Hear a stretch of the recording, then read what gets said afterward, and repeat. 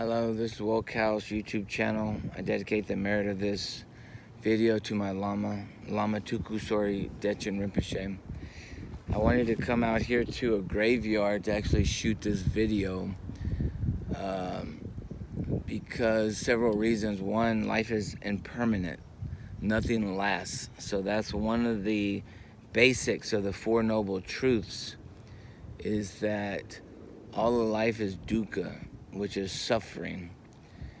Everything is impermanent, transient. You get that job, that promotion that you always wanted, and that feeling is fleeting. You marry the girl of your dreams, and certain aspects of that is fleeting.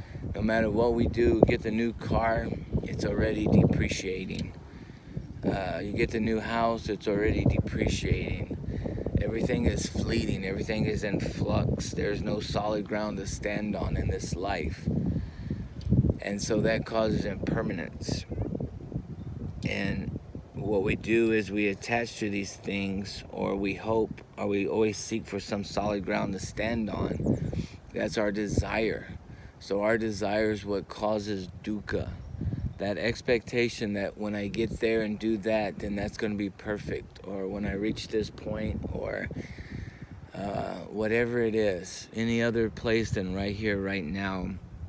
Any desire to achieve anything, or anything that we think, even if I get on my computer, then I'm going to be happy. If I get off my computer, then I'm going to be happy. If I do this and not that, I'm going to be happy. Everything's in flux. Everything's impermanence. Even if it gives you momentary joy, it's going to be fleeting.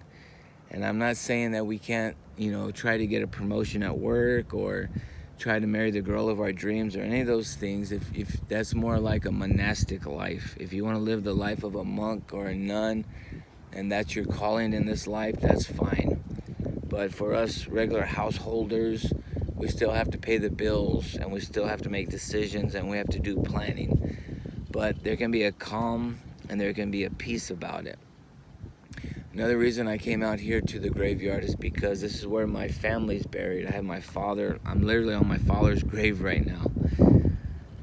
And from my perspective, my father and my mother, who were divorced, they had a very...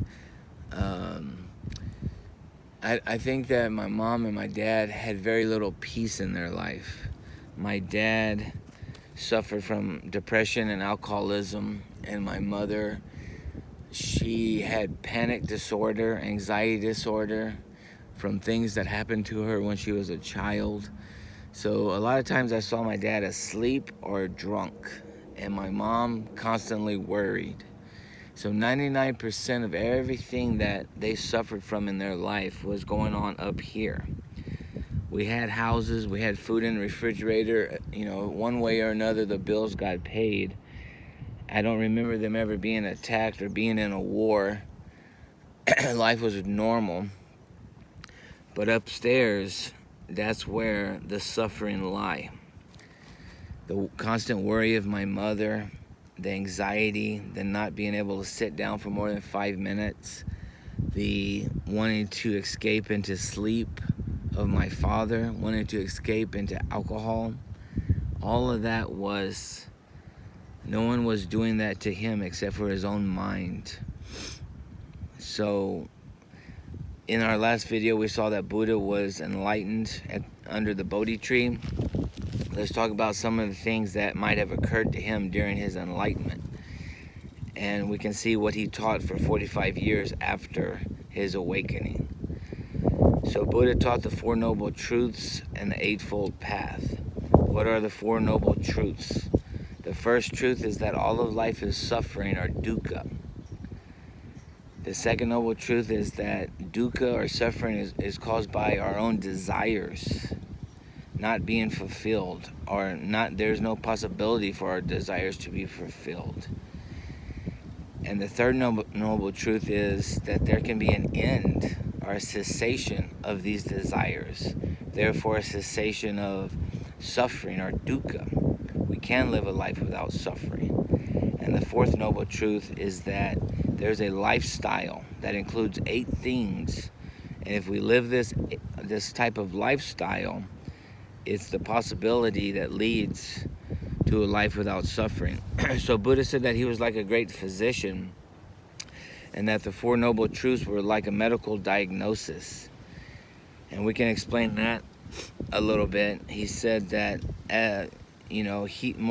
less than a spiritual teacher, he was more like a good physician.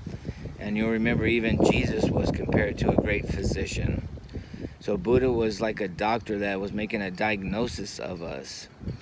And he sees that we're suffering from a disease, and that our desires are the cause of this disease. That this disease can be cured. And lastly, he gives us the medicine that cures this disease, which is the Eightfold Path.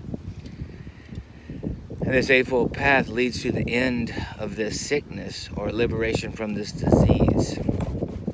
So number 1, life is dukkha, or suffering, because nothing lasts, that our desires cannot be accomplished.